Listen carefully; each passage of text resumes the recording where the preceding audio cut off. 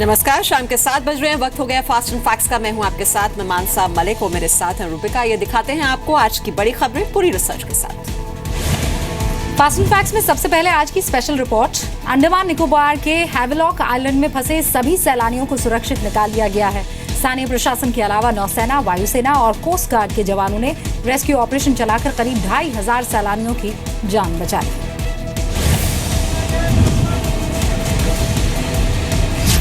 मुसीबत में फंसे 2376 सैलानियों को जीवन दान। सैलानियों के लिए फरिश्ता साबित हुए जवान।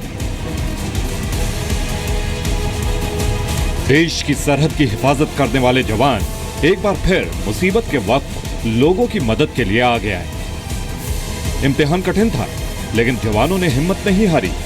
जी जान से मेहनत करके अंडमान में फंसे करीब 2400 सैलानियों की जान उन्होंने बचा ली। ये जहाज कोस्ट गार्ड का है। जैसे ही कोस्ट गार्ड को लोगों के फंसे होने का पता चला, फौरन एक टीम सैलानियों को बचाने के लिए हैवलॉक आइलैंड पहुंच गई।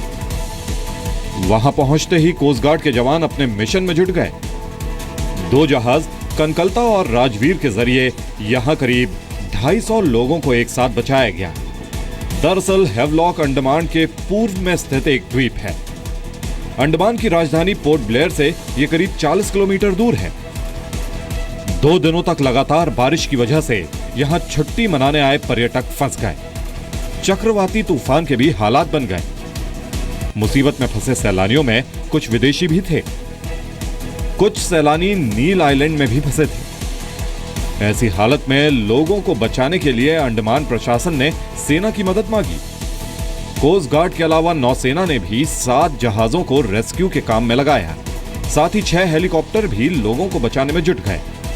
लेकिन मौसम खराब होने की वजह से उन्हें दिक्कतों का सामना करना पड़ा।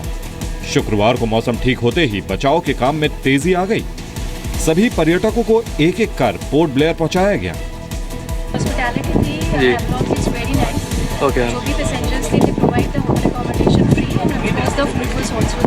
ओके, जो आपका एडिशनल आपका जो स्टे था मैं सब hospitality is very nice at Havelock. They cut the prices to 50%। जी रहा बस ऊपर वाले की ज़्यादा ठीक-ठाक बोल के। जी ओके। तो दोबारा पोर्ट में रहना चाहेंगे? दोबारा पोर्ट में रहना चाहेंगे सर? हाँ आएंगे, क्यों नहीं आएंगे। ऐसे दिल्ली तो आएंगे, पक्का आएंगे। बहुत स्पॉट मिला है। अगर इन सैलानियों को वक्त रहते नहीं रेस्क्यू किया गया होता तो हालात और बिगड़ सकते थे। दरअसल चक्रवाती तूफान वर्धा 1-2 दिनों में विकराल रूप धारण करने वाला है। ऐसे में अगर पर्यटकों को हैवलॉक आइलैंड से नहीं बचाया जाता तो उनकी जान खतरे में पड़ सकती थी। ऑगस्टा हेलीकॉप्टर घोटाले में गिरफ्तार पूर्व वायुसेना प्रमुख एसपी त्यागी को 4 दिन की सीबीआई हिरासत में भेज दिया गया है। एसपी त्यागी के अलावा हेलीकॉप्टर घोटाले में गिरफ्तार उनके भाई संजीव त्यागी और वकील गौतम खेतान को भी 4 दिन की सीबीआई हिरासत में भेजा गया है। सीबीआई ने आरोपियों से पूछताछ के लिए 10 दिन की रिमांड मांगी थी, लेकिन अदालत ने इससे इनकार कर दिया। अदालत में एसपी त्यागी ने खुद को बेकसूर बताते हुए दावा किया कि ऑगस्टा वेस्टलैंड हेलीकॉप्टर खरीदने का फैसला सामूहिक था और इस फैसले में पीएमओ भी शामिल था। Very unfortunate episode and the incident obviously acts adversely on the reputation of a very professional force, Indian Air Force. तो भ्रष्टाचार के खिलाफ जीरो टॉलरेंस की पॉलिसी पर केंद्र की सरकार काम कर रही है, लेकिन दुर्भाग्य है कि कांग्रेस जब भ्रष्टाचार के खिलाफ कहीं गिरफ्तारियां होती हैं या कोर्ट अगर किसी व्यक्ति को नोटिस करता है तो उसको पॉलिटिसाइज करने की कोशिश करती है। और 2.5 साल हो गए, अभी भी कांग्रेस के कार्यकाल के ही घोटाले सामने आ रहे हैं। एसपी त्यागी समेत सभी 3 आरोपियों को कल सीबीआई ने पूछताछ के बाद गिरफ्तार किया था। यूपीए सरकार के दौरान 2010 में ऑगस्टा वेस्टलैंड से वीवीआईपी के लिए 12 हेलीकॉप्टर की खरीद का सौदा हुआ था। हेलीकॉप्टर सौदा करीब 3,767 करोड़ रुपए का था। कुल रकम का 12% हिस्सा यानी 452 करोड़ रुपए रिश्वत में देने का आरोप लगा। जनवरी 2014 में भारत सरकार ने ऑगस्टा वेस्टलैंड हेलीकॉप्टर सौदे को रद्द कर दिया। एसपी त्यागी पर आरोप है कि उन्होंने सौदे की शर्त में बदलाव किया, जिसकी वजह से ऑगस्टा वेस्टलैंड को वीवीआईपी हेलीकॉप्टर का ठेका मिल गया। पहली बार भ्रष्टाचार के मामले में सेना के किसी पूर्व प्रमुख को गिरफ्तार किया गया है।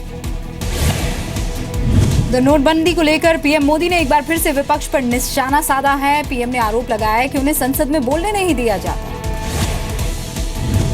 गुजरात के डीसा में पीएम ने कहा कि उन्हें लोकसभा में बोलने नहीं दिया जाता, इसीलिए जनसभा में बोलते हैं। पीएम ने नोटबंदी की आड़ में भ्रष्टाचार करने वालों को भी चेतावनी दी। पीएम ने एक बार फिर कहा कि नोटबंदी से होने वाली परेशानी 50 दिनों में खत्म हो जाएगी। लेकिन उनको मालूम है उनका झूठ टिक नहीं पाता है और इसलिए वो चर्चा से भागते रहे हैं और इसलिए लोकसभा में मुझे नहीं बोलने दिया जाता, मैंने जनसभा में बोलने का रास्ता चुन लिया है। बैंक वाले जेल में जा रहे हैं, बड़े बड़े गड्ढे लेकर के भागे हुए लोग जेल जा रहे हैं। चारों तरफ उनको लगा था कि ठीक है मोदी जी 1500 की बंद कर देता है, हम पिछले दरवाजे से कुछ कर लेंगे, लेकिन उनको मालूम नहीं था मोदी ने पिछले दरवाजे पर भी कैमरे लगाए हुए हैं। वो एकदम से धीरे धीरे धीरे धीरे करके पहले जैसी स्थिति की तरफ आगे बढ़ेगा। 50 दिन तक ये कठिनाइयां रहने वाली है। 50 दिन के बाद आप भी देखेंगे कि धीरे धीरे धीरे आपकी आंखों के सामने परिस्थितियां सुधरती नजर आ जाएगी। प्रधानमंत्री का यह कहना कि मुझे बोलने नहीं देते असत्य है। वो जवाबदेही से भाग रहे हैं।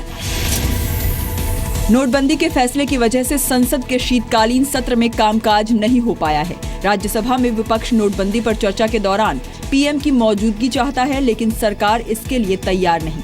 लोकसभा में विपक्ष ऐसे नियम के तहत नोटबंदी पर चर्चा चाहता है जिसमें वोटिंग का प्रावधान हो, लेकिन सरकार तैयार नहीं है। तो डीसा में जनसभा को संबोधित करने के बाद पीएम मोदी गांधीनगर में अपनी मां से मिलने के लिए पहुंचे।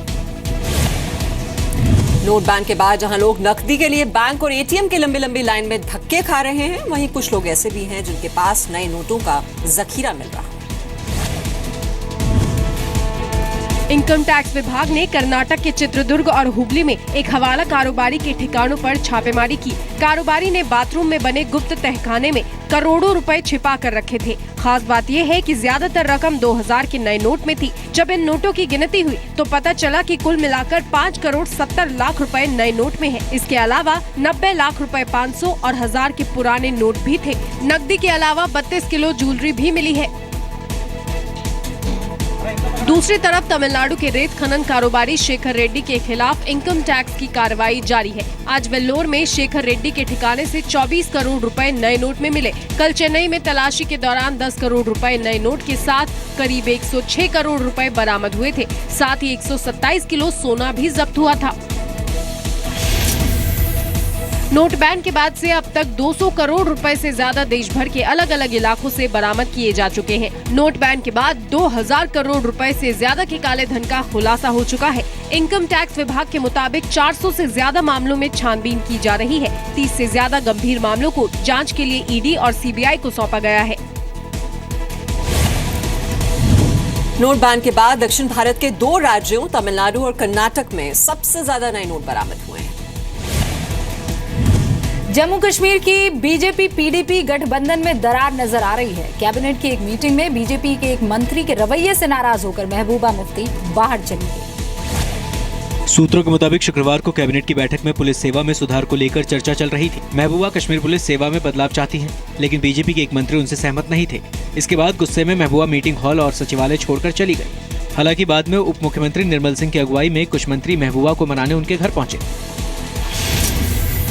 ये एक सामान्य तौर पर जब भी मंत्रिमंडल की बैठक होती है तो इस प्रकार से आपस में चर्चा भी होती है, विचार विमर्श भी होता है।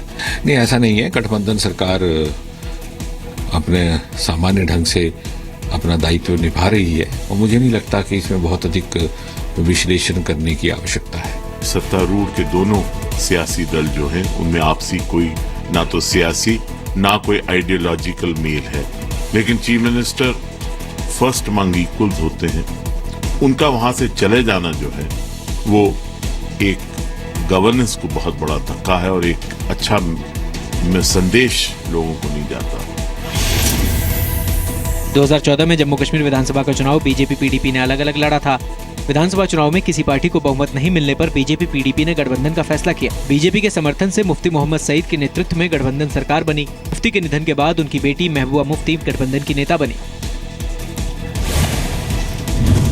मुफ्ती मोहम्मद सईद के निधन के बाद भी महबूबा और बीजेपी के बीच मतभेद की खबर आ रही थी। कहा यह भी गया था कि महबूबा बीजेपी से गठबंधन नहीं चाहती और इसी मतभेद की वजह से मुफ्ती मोहम्मद सईद के निधन के करीब 3 महीने बाद महबूबा मुख्यमंत्री बनी थी। गायक हंसराज हंस ने एक बार फिर अपनी पार्टी बदल ली है। अब हंसराज बीजेपी में शामिल हो गए। दिल्ली में बीजेपी अध्यक्ष अमित शाह की मौजूदगी में हंसराज हंस बीजेपी में शामिल हुए। हंसराज के मुताबिक नोटबंदी के बाद पीएम के फकीर वाले बयान से प्रभावित होकर उन्होंने बीजेपी में शामिल होने का फैसला किया। ऑनरेबल प्राइम मिनिस्टर साहब नरेंद्र भाई मोदी साहब बोल रहे थे कि मैं देश के लिए पैदा हुआ था, देश के लिए जिया हूँ, देश के लिए जीऊँगा। मैं कुर्सी की भूख नहीं है, मैं झोला उठाऊँगा, मैं फ़कीर हूँ, निकल जाऊँगा। तो मुझे लगा यार फ़कीरों का बादशाह तो दिल्ली में बैठा है, ये अदना सा फ़कीर यहाँ क्या कर रहा है। हमने सरेंडर कर दिया। पंजाब गुरुओं पीरों पैगंबरों की धरती है, इतना भी बुरा नहीं जितना बना दिया गया। जो ड्रग का इशू विपक्ष लगातार उठाता रहा है, आपको लगता है कि पंजाब में इसके लिए कदम उठाने की ज़रूरत है? ज़रूरत है, सख्त ज़रूरत है, लेकिन जितना उछाल रहे उतना नहीं है। हंसराज हंस पंजाबी और सूफी गायक हैं। बॉलीवुड की फिल्मों में भी गाना गा चुके हैं। 2009 में वो सबसे पहले शिरोमणि अकाली दल में शामिल हुए। जालंधर से लोकसभा चुनाव भी लड़ा, लेकिन जीत नहीं पाए। अकाली दल के बाद हंसराज हंस इसी साल फरवरी में कांग्रेस में शामिल हुए थे। हंसराज हंस की शिकायत थी कि उन्हें कांग्रेस में नजरअंदाज किया जा रहा है। असम के कोकराझार जिले में एनडीएफबी के 2 आतंकवादियों को मार गिराया गया है। सेना और असम पुलिस ने साझा कार्रवाई के तहत national democratic front of Bodoland के 2 आतंकवादियों को मार गिराया। मुठभेड़ कोकराझार के घने जंगल में हुई। जिस जगह एनकाउंटर हुआ वो भूटान के बॉर्डर से लगा हुआ है। मारे गए आतंकियों के कब्जे से एक AK-56 राइफल, एक पिस्तौल और दूसरे हथियार बरामद हुए। हालांकि मुठभेड़ के दौरान 2 आतंकी भागने में कामयाब रहे। बाल मजदूरी के खिलाफ आवाज उठाने के मकसद से ग्लोबल मार्च की शुरुआत भारत से हुई। राष्ट्रपति प्रणब मुखर्जी ने laureates and leaders for children summit 2016 का उद्घाटन राष्ट्रपति भवन में किया। इस सम्मेलन में दुनिया के 15 से ज्यादा देशों के नेता और नोबेल पुरस्कार विजेता शामिल हो रहे हैं।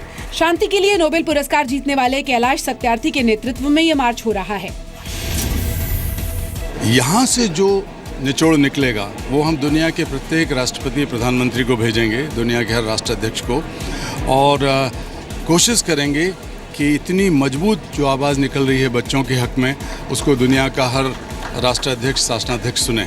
लेकिन फिर भी अभी तक ये बिल्कुल अजीब लगता है कि हम इतनी तरक्की कर रहे हैं, लेकिन फिर भी बच्चों के भविष्य को लेकर जो होना चाहिए वो हम नहीं कर पाए हैं। क्या होता है कि चीज़ें शुरू होती हैं लेकिन फिर उसके बाद मोमेंटम खो देती है, तो ज़रूरत है कि वो आगे चल के वो मोमेंटम बना रहे। ग्लोबल मार्च का मकसद बच्चों को हर तरह के शोषण से आजादी दिलाना है। 2 दिनों तक ये सम्मेलन चलेगा। सम्मेलन के दौरान दुनिया भर के देशों से अनुरोध किया जाएगा कि बच्चों को बच्चों की तरह जीने दें। दुनिया भर के 10 करोड़ बाल मजदूरों की आजादी के लिए 10 करोड़ नौजवानों को मार्च में जोड़ने की कोशिश होगी।